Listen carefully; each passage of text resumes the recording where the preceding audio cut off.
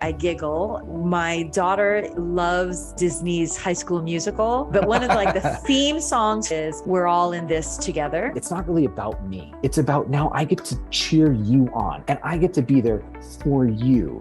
In the living for others, relationships and connections, that's where the stuff of life is made. And it can be one-to-one many, many times. One's cup is so filled that one is now overflowing to others. It's just such a wonderful place to be and a wonderful place to come from. Celebrating others is saying, I see you. I celebrate you because I see you. I value you. I celebrate you. I celebrate my family, my friends. I celebrate my patients. Let's celebrate each other. We all deserve to be celebrated. We do.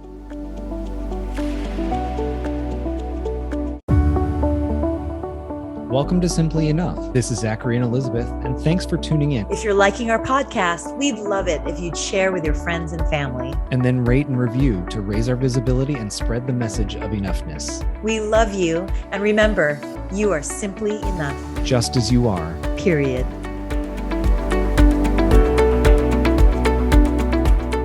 Hello, everybody, and welcome to Simply Enough. I'm Mr. Zachary Leonard.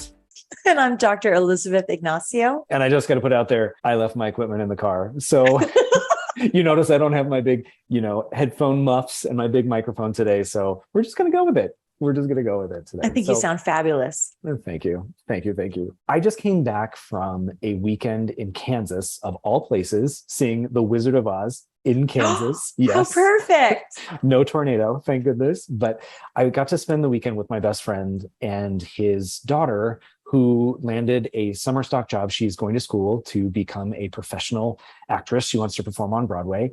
And she landed a summer stock job in Wichita, which is a big deal that she got the job, and a big deal because Wichita is known to produce very high caliber performances. So this was a nice moment for them and for her to just feel like this career path that she's feeling pulled to, things are working in place to keep her going. So I got to be a part of that. And I had this moment when I was sitting next to my best friend and we were watching his daughter perform, and he just had this beautiful smile on his face watching his daughter do this. And then we were talking afterwards and he said, my daughter's a professional actress. I got to watch her on a professional stage. And he was so overcome by that. And then selfishly, I got to be there with him. And I was looking at this man who I just love. And I thought just how incredibly blessed and fortunate I am to have somebody like him in my life. And it reminded me of this moment that I experienced at a school that I taught at, where at the end of the year, there was celebration. The entire school went. It was a K-12 school, and I brought my first grade class. We were going to like an awards day, and the entire school sat for it. My little first graders are there, and of course they're like squirreling in their seats. This has nothing to do with them, and so they're kind of trying to pay attention. But what I was struck by is that every time a student's name was announced for the math award or whatever the awards were, you can imagine these kind of award ceremonies, there was thunderous applause from the senior section. And my first year of teaching, I was very confused because it might have bordered on the raucous line where you're like, wow, they are really celebrating each other. They're really getting crazy. It kept the first graders engaged, so I wasn't upset about it, let me be honest. But I was really kind of caught off guard. So anyway, I got back to my classroom and I was talking with the other teacher and I said, what was that about? And she shared this story. Quite a few years prior to me joining that school, there was a second grader who had noticed at the award ceremony how much the other kids were cheering for their friends who won. That when he got back to his classroom, he said to his teacher something like, I noticed that they were really supporting each other and cheering for them. I want to write a letter to the senior class telling them that I noticed that they were doing this for each other. And then he goes, it was almost like it wasn't for the awards. It was just, for the class or whatever, something super cute. Kids say super cute things. So the teacher was like, sure, go ahead and write that letter. Okay. So the teacher sent it up to the class dean. The class dean read it to the senior class at one of their events. I think it was baccalaureate. And it became a tradition. Every year that the lower school would write a note to the upper school, the senior class, acknowledging the ways in which they supported each other, primarily through the lens of this award ceremony, but just in general. And it became a tradition that way. And So when I was with my best friend and sitting next to him in the theater, I was struck by this moment that he was having. He was having this moment with his daughter while she's on stage. And I got to celebrate in that moment for him, that this was a moment where he got to be proud of his daughter and he got to see all that she's worked with and all of her hard work and all of her accomplishments. And that was such a moment, like a personal moment and an intimate moment, but I got to be there for it. And I got to be there to celebrate that occurrence and that event for him. And how fortunate I was that this person was in my life, and how fortunate I was that this person was in this life and in my life. And I was part of this time when I could just be there to support him and celebrate him as a dad who has, I'm sure, gone to rehearsals and taken her to practice and to dance practice. And now it culminated in this event, really for him, for her, for the two of them, that had nothing to do with me, ultimately. And I got to watch that. And it just reminded me of that moment at the school because, to win an award, right, feels like, okay, somewhat of a personal moment. And then to have your friends just take themselves out of the moment and be like, it's not really about me, right? It's about now I get to cheer you on and I get to support you and I get to applaud you and I get to be there for you. And then I get to be in that moment. I just was struck by that. I was really struck by that. And I was not only reminded of the people in my life, but how I think we all have those people that we can celebrate professionally, personally, or whatnot. And anyway. It's funny, in a prior episode, we were talking about othering, especially when we were talking about marginalized groups or discriminated groups, and that feeling of othering and the negative connotation. And I just smile as I'm listening to your sharing the story of there's so much that is positive and wonderful about others when we can remove our own individual ego and celebrate others or love others or lift others up or work with others. And how in the world does this tie into an episode that's supposed to be about self and me, simply enough? Well, ironically, it's because when one comes from a grounded, centered place of self, then one can actually leave ego behind because one is so grounded and centered, again, not self-centered, but a centered self, where one's cup is so filled that one is now overflowing to others. And it's just such a wonderful place to be in, a wonderful place to come from. Another previous episode was about celebration. And I had made a comment about how I actually love to celebrate others. It's like, it's the most fun, easiest thing to celebrate others. It's in the living for others, which is relationships and connections, that's where the stuff of life is made. And so I just got so juiced listening to your story about how in these little kids, seeing the older kids celebrate each other, that's a lesson learned for them. But of course, at that age, it's not like, I've just learned a life lesson. Right. That's just something that they recognize is normalized and is how things are supposed to be. And so that gets imprinted on those kids. And then in the kids writing the letter to the older kids, then those little kids get celebrated for doing that. So it's this kind of self-perpetuating cycle of celebration of others. There's celebration of others. There's also lifting others and working for others. I can't help but think, that saying the rising tide lifts all ships, looking back at the pandemic, we're in the endemic phase, I think, and I hope, but back very early on in the pandemic, I was just amazed at, here in Hawaii, we're a very tourist-based industry. And I was amazed, specifically, shout out to the small business restaurants. The restaurant industry how they helped each other Mhm. in terms of literally advertising for each other. Go support this restaurant because, they have this takeout special today, and next week it'll be a different restaurant, and let's support the local farmers here in Hawaii. And it was just this communal helping each other and being there for each other. So it was more of a rather than competition, it's co-opetition. It's where they're cooperating, and more than cooperating, they're lifting each other up, as opposed to competition. I just found that so beautiful and so sustaining. And sadly, there are restaurants that had to close their doors. But think of how many more might have had the restaurant owners had a different mentality and hunkered down and dug their heels in competition as opposed to co-opetition and lifting each other and supporting each other. During the pandemic, I giggle.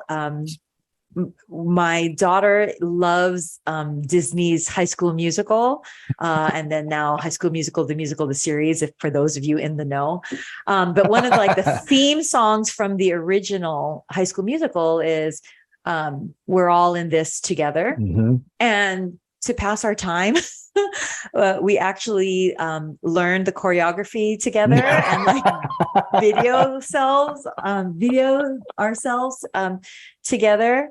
And that's always just going to be a little sweet memory of mine. I have many actually of the pandemic, of coming together and this camaraderie within the household, but then also, within the nation and even within the world of, we're all in this together. I almost, in a very strange way, look back on the beginnings of the pandemic of how there was very much a coming together and recognizing and appreciating others as opposed to individual silos. And ironically, it's almost because we had to quarantine and isolate that we recognize actually the importance of others and of relations and connection. And one of the TV shows that I love that came out of the pandemic was Ted Lasso. And it was described to be, the reason why it was so popular, it was a hug to everybody. The show itself as the storytelling, but then also the way the cast related with each other outside of filming was so much a coming together and a celebration for each other and a celebration of others, as opposed to the individual merits of each individual actor or each individual writer, or in the storyline, each individual player on the soccer team. There's so much to be gained in being there for others and the celebration of others and the coming together for others. In our wanting to help and heal and be compassionate for ourselves, it's because actually the ultimate goal is so that we show up for others. This is the story I want to tell, with your permission. Yeah. So I know you know this story, Zachary, and many people who know me know this story. So this will be for the listeners and viewers who know very little of me. So I am proud to say that I was a orthopedic surgery resident at Georgetown University, which is in Washington, D.C., as you know. And I was chief resident. And we rotate through different hospitals. And as chief resident at this particular time I'm about to talk about, I was a chief resident there. And I was in a hip replacement, I remember specifically. And we were just moving right along and in the flow of things. And we were told that a plane just hit the World Trade Center. And that was really strange. But, we're here in Arlington, Virginia. And so we thought that was obviously tragic, but strange, and then just kind of carried on. And then, as everybody knows, minutes later, we then get news that the second tower was hit. Now, clearly something is more than a miss. But again, still, we're quite far removed, and this is, news to unfold. But then ultimately, charge nurse of the operating room came in and said, finish up this case as soon as you can. And all elective surgeries for the rest of the day have been canceled. Once you're done, go straight to the emergency room. A plane just hit the Pentagon. And so we finished up the case and did as we were told. We went straight down to the emergency room. And my first patient that I was called to as an orthopedic surgery patient she's a Filipina, and she had been pushed out of the third story of the Pentagon and pushed out by her coworker. She was pushed out, and that saved her life. And the coworker that pushed her lost his life. She shattered her thigh bone. She fractured her femur. And so that's why, as the orthopedic surgery chief resident, I was called to the side. Like I said, she was also Filipina. Well, she had lived in the States for 20 years and so spoke perfect English and worked at the Pentagon. But in her state of shock, all she could do was speak Tagalog, speak Filipino. So fortuitously, even more so, that's why I was called to her bedside. And clearly she needed surgery for it. And so I was talking to her all about that. She understandably wasn't really listening and wasn't really caring about what I was saying, other than she just gripped my hand and was asking me to talk to her family. I had the honor of calling to reassure them that she was alive, but that she was going to need surgery, and went back to her and held her hand, and she asked me to pray with her. She didn't care if I was the doctor, if I was the surgeon, if I was a nurse, if I was a student. She just wanted to be cared for. That's all that mattered at that point. Was, did somebody care for her? Can somebody pray with her? And that moment of connection really changed my or deepened, perhaps not changed, but deepened my perspective as to the purpose of one being on this earth, whether it's as a surgeon, a student, just a person, just a human, that the purpose is to connect with others and to be there for others. And that was September 11th, obviously.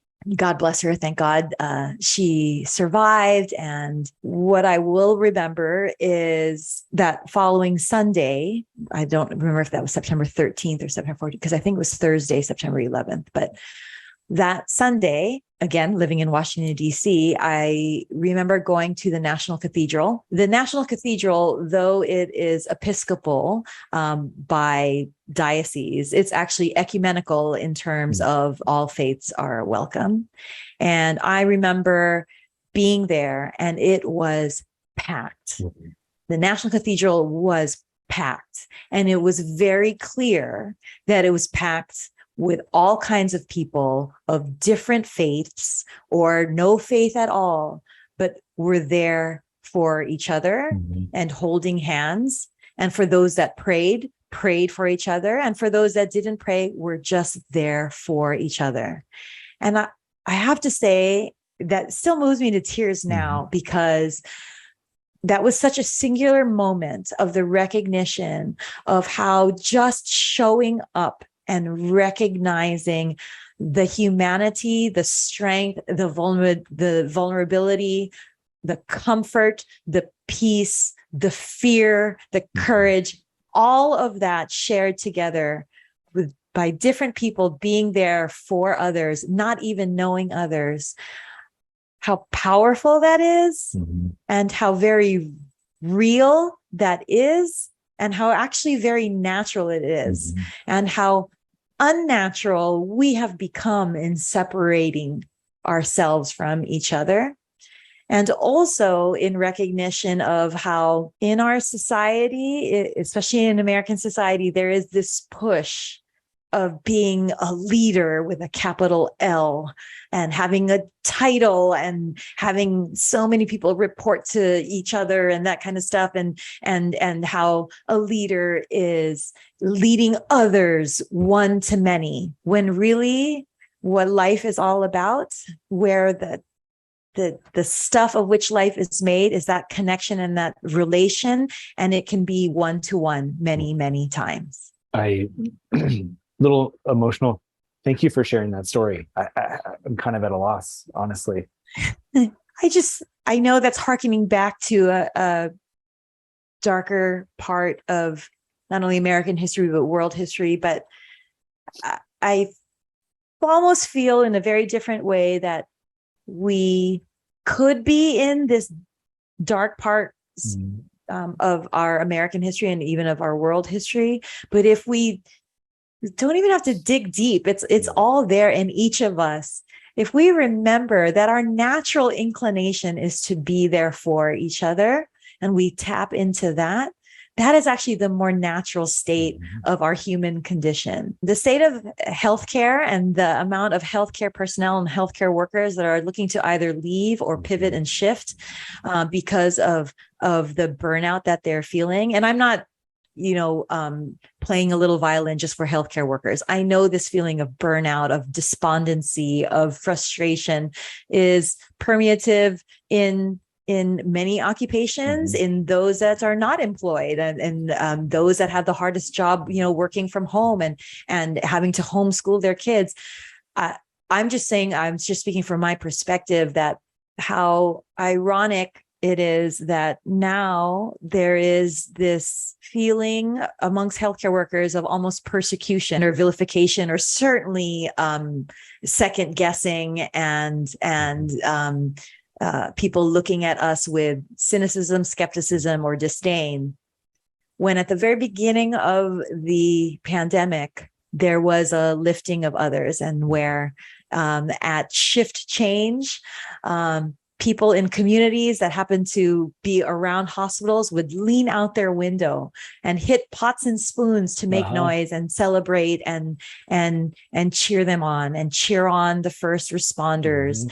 And it was very natural. It was a very natural, human, visceral response to be there for others and lift each other's up, and to not be so negative, to get back to the positivity that you started this episode with. So please forgive me that we went down this road. How very easy and natural it is to celebrate others, because another person's success, this is not a zero-sum game. This is not a finite pie in the world. If you can believe that and recognize it's not a zero-sum game and it's not a finite pie, then not only celebrate other people, but in celebrating the others and their successes, recognize, instead of, oh, they're successful and I'm not, look at it as an opportunity of like, I can do that. I can be that. If they can do it, I can do it too. Yeah. So more power to them. I'm so overwhelmed by what you shared. I'm overwhelmed for a lot of reasons. I'm overwhelmed just coming out of an endemic. Educators are experiencing somewhat of a similar mass exodus, burnout, et cetera. So I very much respond just from an educator perspective. Even myself, I experience it as an administrator. And I know that's not really what we're talking about, but I do appreciate and feel very connected with what you're saying of these moments where we were celebrating educators in the time of a pandemic, and just now where we are, and just a little bit of that contrast, but also the micro moments that existed where we did lift each other up. Parents lifted up teachers lifted up kids, administrators, and it wasn't even about titles or roles. It was just person to person. I lifted you up because you are a human and you were also struggling. And I will say, having the role that I had at the beginning of the pandemic was incredibly difficult. And yet there were all of those little moments where I was reminded of who was with me, and I fed off of them in the way that I think they fed off of it, and we got through it together. And I think that's ultimately what you're reminding us of, and why I'm kind of overwhelmed is you started this story talking about somebody who really sacrificed themselves so this other person could live. I mean, literally. literally. And then that woman connected with you, and you both celebrated each other. And then you took us, you just took us on this journey. And so I'm overwhelmed. I'm also overwhelmed because we started this episode and I was reminded of just the deep gratitude that I have that this person is in my life and that there are people in my life, you know? So anyway, I do want to share a story related to what you were saying about it not being a zero-sum game. I had a co-teacher Can I of interrupt mine. one last thing, Yes. though? Yes. Sorry, but Please. in my natural tendency to celebrate you, Zachary, because I love you, and then also for our listeners and our viewers, as much as you took that moment to like be grateful and recognize how your best friend is for you and how grateful you are for him, and know that you are that for others as well, and you do that for others and our listeners and our viewers. You know, it's not about being, you know, Mother Teresa and, you know, opening up an orphanage.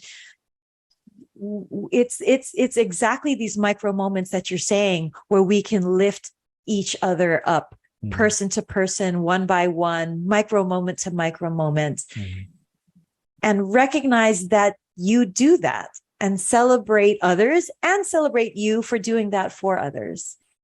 I want you to do that. I want listeners, I want our viewers to do that too. Look back on their life, look back on their day, look forward to this day, look forward to tomorrow of how to lift others up one to one, many, many times. Thank you. I don't think it takes a lot of effort. That's just not, I don't see it. You know what I mean? We just do it. You do it for me. I do it for you. You do it for me. And I'm so grateful for that. And I had, forgive me, I might get emotional in this story. I had a co-teacher that I worked with who she and her husband were struggling to get pregnant. This was quite emotional for her. And being her partner, I was invited into how difficult it was for her. And she was very open and vulnerable with me and trusted me with the highs and lows of that. And I will never know what that's like personally, but I can say to watch a woman go through that was very difficult. She had a friend who did get pregnant, and that friend didn't tell her for like 6 weeks because she knew that her friend was struggling to get pregnant, and she felt bad about the news, et cetera, because she knew the struggle and everything. And I remember the day that it kind of came out. We were in a meeting. It was the three of us. Actually, sorry, it was the four of us. There was another person in the room. And that person mentioned, oh, you know, but when you go on maternity leave, and my friend turned to her, my co-teacher turned to her and said, are you pregnant? And the woman said, yes. And you could just tell, like, her body language, her shoulders were up. There was a lot of anxiety about it. And my friend just broke down crying. And she said, I'm so sorry. I'm so sorry, blah, blah. And she goes, I'm so happy for you.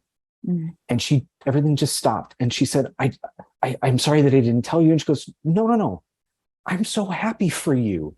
And she said, I thought you'd be upset. And she said, why would I be upset? This is a beautiful moment for you. And I was floored. Now I know I'm not trying to say that this should be everyone's response or whatever. So please forgive me. I'm talking about the singular moment where this co-teacher of mine celebrated her friend for this momentous occasion, even though it was so closely connected to something that she herself was going through.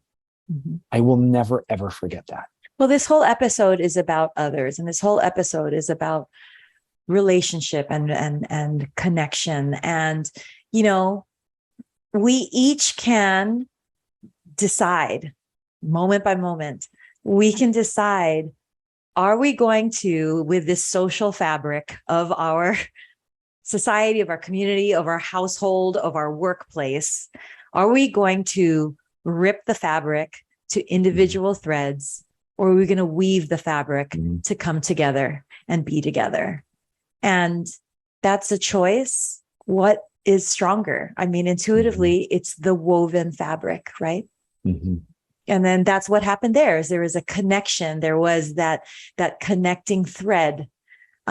Outcomes might have been different, but in sharing the joy for another, there was still in your friend's blessed moment, an ability to partake of that joy and sample that joy by being a part of it, as opposed to being envious of it or being or separating from it.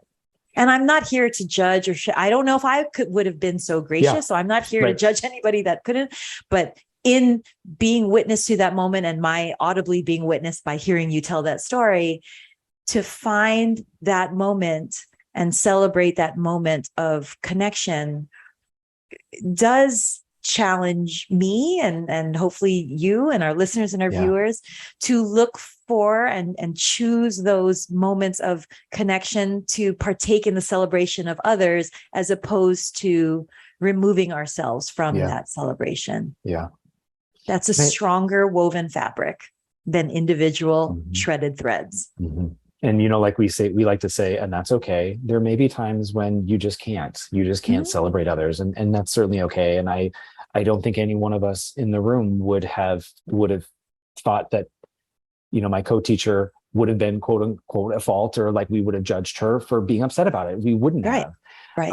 And that would have been a very fair response for her, and that's okay for her. But in that moment, I could not be amazed at just the way in which she found so much joy, like you said, in that moment for her friend. And I can say also selfishly, I've been going through, as I've talked about on the podcast, a period of trying to find a job. And a friend of mine just found a job and similarly didn't want to tell me. And I pulled on, and I know it's very different, but I pulled on the example of my friend, my co-teacher, and I could say, I am so happy for you. And his response was, oh, you'll find something, you will. And I'm like, this is not about me right now. This is about you. You found a job after months of no responses and no calls and getting close to the finish line and not crossing it. And that connection, that celebrating of others, had a ripple effect that impacted me, that got me to the point where I could then celebrate my friend for getting a job, because I saw my co-teacher celebrate her friend when she got pregnant. So there's also a longitudinal aspect to this. Yes, because it's wonderful to be amazed by it, but in feeling amazed because you witnessed it, still you witnessed something real. And in recognizing that it was real, you therefore recognize it's possible to feel this way, right? And then in recognizing it's possible to feel this way, you can then translate that to other scenarios and situations. Because though it's amazing, it's still very real and thus very possible. Yeah. We're all in this together. We're all in this. Anyway, I'm sure we don't have many listeners that watch Sing it. High School Sis. No, oh, come on. I know that my daughter's very happy right now that I brought up we're all in this together. That actually really was a bonding time and had multiple layers of meaning and doing that together. But it's true. I mean, it's just literally the fabric is stronger woven than shredded in individuality. Right? Agreed. Because I'm sorry, I'm still just kind of caught off guard by your stories. I 100% agree with you. The pandemic, if you're looking for it, gives you so many opportunities to see how we can celebrate each other. And if that is the lens by which you choose to see the world, and it's the lens by which I choose to see the world, it's almost overwhelming when you stop and just pay attention, because the examples are plenty. And I don't think it exists just in the context of a pandemic. I think there are examples all around us. All around. And, funny that I brought up Mother Teresa when I was talking about, like, in terms of showing up and being there for others and lifting each other's up. It doesn't have to be this grandiose thing. Actually, Mother Teresa herself, when she was approached by somebody eagerly and selflessly saying, I want to come to Calcutta and I want to, work with you in your orphanage. And Mother Teresa very simply just said, find your own Calcutta. Meaning right where you are, Mhm. you can be there for others and lift each other up. Mhm. Again, one to one, many, many times. Mhm. And it's in the little moments. You don't even have to know the person. It's akin to what people talk about in terms of random acts of kindness, Yep. which, yes, that is wonderful. But I'm going to challenge that a little bit. I won't lie. The random acts of kindness irritates me ever so slightly because it's not random. It's a conscious choice. One makes that choice to make that act of kindness. Mhm. So it's not random. It's beautiful in that conscious choice to act, give, do, speak, Mhm. be kind. Mhm. And it can happen at any time with anybody. Yeah. The thousands of people that were in that National Cathedral on that Sunday following September 11th didn't know each other. I know for a fact didn't share the same faiths, religions, however you want to call it. They wanted to gather. There needed to be a gathering place. There needed to be a place where one didn't feel alone. And when you're there for somebody else, not only do you gift that person that feeling that they're not alone, but in your being there for somebody else, now you're not alone either. Yeah. When you have a moment like that, such a highlight of a moment, it's God, it's the universe reminding us that we're not alone. You're not alone. Because I know for myself, I will just speak, sometimes I need the reminder to be like a club that just hits me on the head. I have participated in supporting an organization that is about suicide awareness and prevention. And they, a while ago, used to have an event every year called their Out of the Darkness Walk. Name the organization. The American Foundation for Suicide Prevention. And just a great organization. Participating in this walk was transformative because you would recognize that you are not alone in however you are impacted by suicide or attempts of suicide, either somebody you know, self, etc. So to come together as a group of people and see just everyone else that has somewhat of an experience that doesn't make you feel isolated or alone in an interesting way, celebrate life and celebrate each other through such a dark moment or a dark experience like 9/11, like suicide, etc. For me was one of those moments just to kind of hit you a little bit and say, you're not alone. You're not alone. You're not even alone because you have people that you know. There could be strangers that you don't even know that can also impact your life and remind you, and then you can do the same for others. So I'm grateful for those kinds of moments that just kind of like wake you up a little bit, just a little gentle reminder, or a big 4,000 people reminder. Showing up for others keeps you from being alone. And I can't help because you kept saying you are not alone. And it just brings up one of my all-time favorite songs, which is You Are Not Alone from Dear Evan Hansen, the musical. And I just want to point this out to our listeners and our viewers that the song, Dear Evan Hansen, starts off with questions, right? Have you ever thought that nobody was there? Have you ever felt forgotten in the middle of nowhere? So, and the reason why it's so powerful is, to our previous episodes, they're not statements being made. Their questions are being asked. And in that question, it's a form of not only invitation, but community, because if the answer is yes to that question, then it's recognizing a shared experience so that you are not alone, hence the name of the song. And I just want to point out, in case people haven't noticed, in the descriptions of each of our episodes for Simply Enough, we purposely start off the description of each episode with a question of, have you ever, in terms of how you feel, as a recognition that there are so many shared feelings. And in sharing that feelings, it breaks down walls and it creates connections and community. And, you know, our Surgeon General, our US Surgeon General, truly firmly believes and has spoken out publicly about the epidemic of loneliness and feeling alone.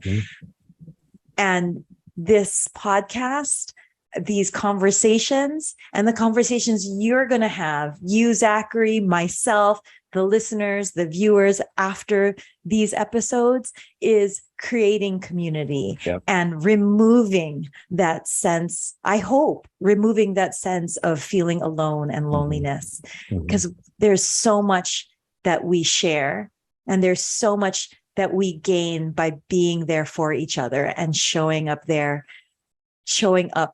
for each other and asking questions and inviting and being present. We're not alone. I kind of want you to sing the whole song. Oh God, no. You should sing the song. No. But everybody do look up the lyrics. Yes. Look up and the lyrics are powerful, but then when it's set to music and you hear the song, You Are Not Alone. Oh my. Yeah. So powerful, so beautiful, so intimate. Another Broadway reference is the song from Carousel, Renee Fleming, who's one of my most favorite artists. There's something, there's some artists in the world that when they sing, their voice hits a part of your soul that you didn't know existed. Renee Fleming's voice is that for me.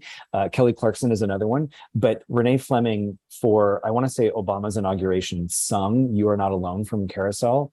And it starts off, when you walk through a storm, hold your head up high, right? And don't be afraid of the dark. At the end of the storm, there's a golden sky and the sweet silver song of a lark. Walk on through the wind. They're just beautiful reminders. And I wish I could. You'll never walk alone. You'll never walk alone. That's the name of the song. song. You'll never walk alone. You'll never walk alone. I wish I could link the songs into our videos, but copyright issues. So unfortunately they won't let me, but check it out, because the Evan Hansen song it's a beautiful song. And I want to take that opportunity to celebrate you, Elizabeth, because Elizabeth, you write our summaries and you invite people in. No, I know, but you invited people in with the questions, and you are the one that crafts those in a way that I think reminds our listeners that we are there for them and that they are there for us, and that there's a relationship here between us and our listeners. And you do that with the summary and the questions. So I want to celebrate you for that. I don't like to awkward. I'm going to say thank you and then ignore, because I'm uncomfortable, admittedly. I do, as an orthopedic surgeon, if I may say one thing to what you just said, which just nearly made me cry. So that song, You'll Never Walk Alone. You're so young, Zachary. I don't know if you know this, and I'm sure many of our listeners and viewers might not know this either. But every Labor Day weekend, Jerry Lewis used to have the Labor Day telethon on behalf of the Muscular Dystrophy Association. And I say this as an orthopedic surgeon because obviously for patients with muscular dystrophy, they are differently abled relative to wheelchair bound, walker bound, cane bound, crutches bound.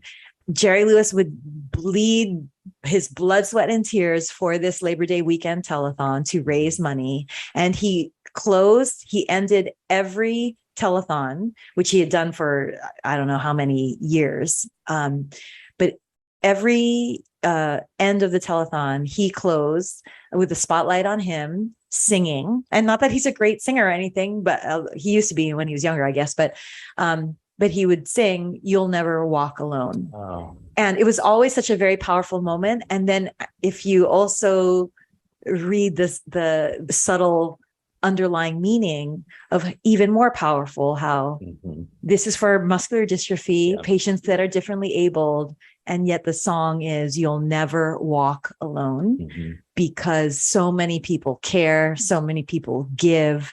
I just have to say that, like, you'll never walk alone. There's so much meaning in that. Every single year, that was like the powerful moment. And that's when, like, that last minute, because that would be the last song, the last closing thing of the telethon. That's literally when like tens of thousands of dollars would pour in for that moment, because he'd be sweating, the tuxedo and the bow tie is off, and he's like ready to be done and walk off, having done this 24-hour telethon. But that was the closing, most powerful moment, is he looking into the camera, tears down his eyes, he's exhausted, and he sings You'll Never Walk Alone. In not walking alone, in showing up for somebody else, so that that they're not walking alone. A person that shows up for another is removing their own ego and is removing their own perception and removing whatever it is that they bring to the table other than just themselves being present. In removing one's own ego and just showing up, that's how you make another person not feel alone. I know I had a friend in quotes, we'll just leave it at that, friend in college who very successful. A lot of people looked up to him, popular for whatever that's worth. He had his group of bromance friends or his posse. And our senior year, somebody in the posse came out individually, one by one, to each friend. When this person came out to my quote friend very vulnerably, because this was quite an alpha male machismo group, to be honest, when this genuine, lovely gentleman came out to my friend and said, I want to talk to you. I want to tell you, that I'm gay. And my friend said, well, I'm not. And what a missed opportunity to say, to put it mildly, what a missed opportunity to show up. And instead, he made that beautiful human being feel alone in that moment. And he himself also isolated himself and removed himself because it wasn't about him, yet he brought his ego and he made it about him, as opposed to being there for somebody else in that very genuine, sincere, authentic, vulnerable, privileged moment. It was a privilege for that young man to come out to my friend, and instead made that beautiful man feel alone by bringing his ego into it. Yeah. And we've talked about before, people show you who they are. And unfortunately, that he showed that lovely gentleman who he was in that moment. And it really was a missed opportunity because, like we talked about before in a previous episode, the moment to connect was there. And that's not what happened. And I can say that I've had those moments, and they're heartbreaking. The I've two also of had them in that conversation separated alone, as opposed to actually in that moment, leaving ego aside, in that moment connecting, and now the fabric is woven stronger. Yep. And I was going to say, I have had somebody in a similar moment recognize that they were not in the place to really connect with me and to say, I want to come back to this. Right now, I'm having all kinds of things happen. And I know that's probably difficult for you. I want to come back to it. I just can't right now. And there was still a connection there. It may not have been exactly what I had hoped for, but I knew it wasn't a disconnection. Yes. It wasn't an unraveling of that fabric. Yeah. It was just a bit on pause. I'm really overwhelmed right now because going through the process of coming out and recognizing at an early age that I was different, and I didn't know if that difference meant that I wouldn't have a family anymore, that I have to start life all over again somewhere else on my own, or that I have to face rejection of people that I loved.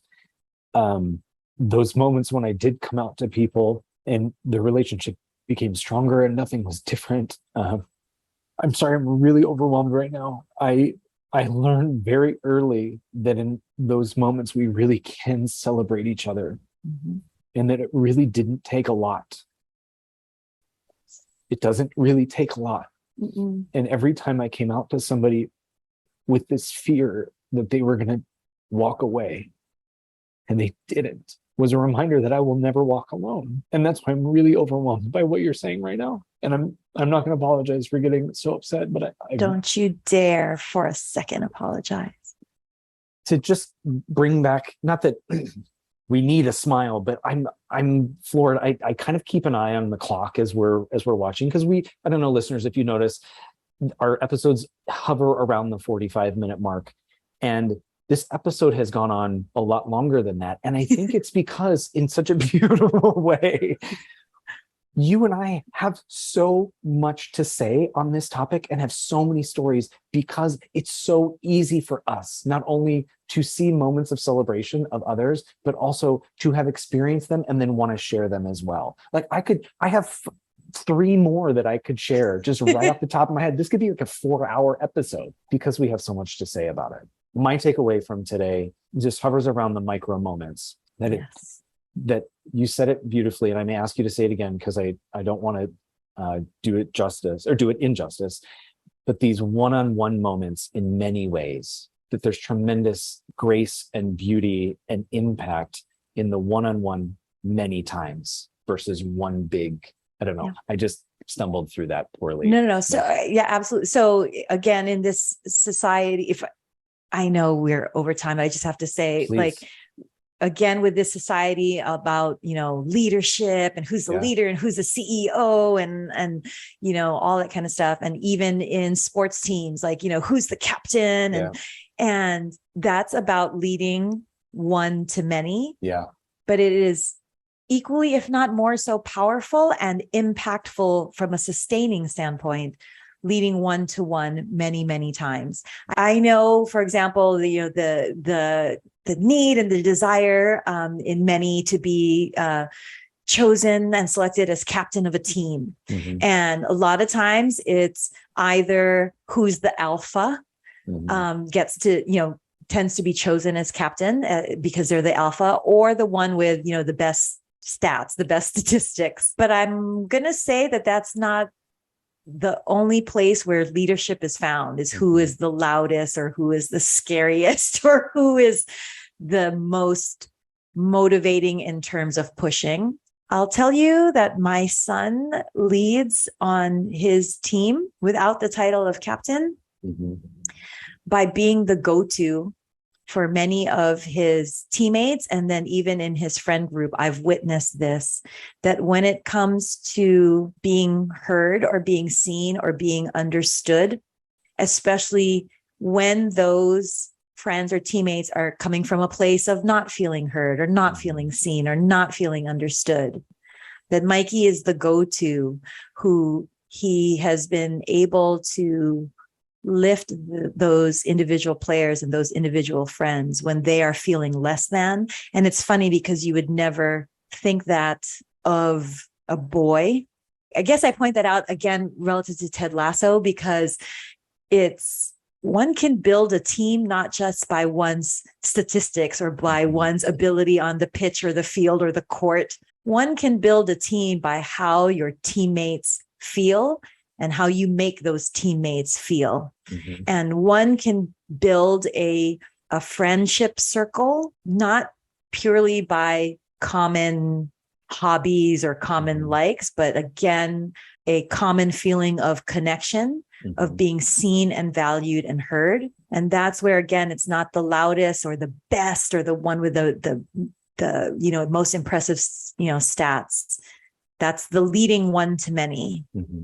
But there's something to be said about building a team and sustaining a team, or building a friend group and sustaining a friend group by leading one to one many personal individual times. You have a gift. You really do. I say this off camera all the time, Elizabeth. You have a way of distilling an idea into a beautiful, succinct, digestible, and very accessible way. Celebrating others is saying, I see you. Yeah. That's what you just gave us. And I also, should he allow us to do this, I want to thank you, Mikey, for being the person that says to his teammates, I see you. I celebrate you because I see you. I value you. That's what celebrating others is. And we all want to be seen. So thank you, Mikey. Thank you, Ted Lasso. Thank you, Mother Teresa. Like, when you think about, thank you, the people of the National Cathedral. Thank you to my best friend. Thank you to those kids at the school and that second grader for giving us examples of that my co-teacher, how to celebrate each other. So thank you. I celebrate you. I celebrate I celebrate my family, my friends. I celebrate my patients. Let's celebrate each other. We all deserve to be celebrated. We do. Celebrate with each other. Celebrate with each other, for each other. Because all of us are simply enough, just as we are. Period. Mwah! Mwah. Love you.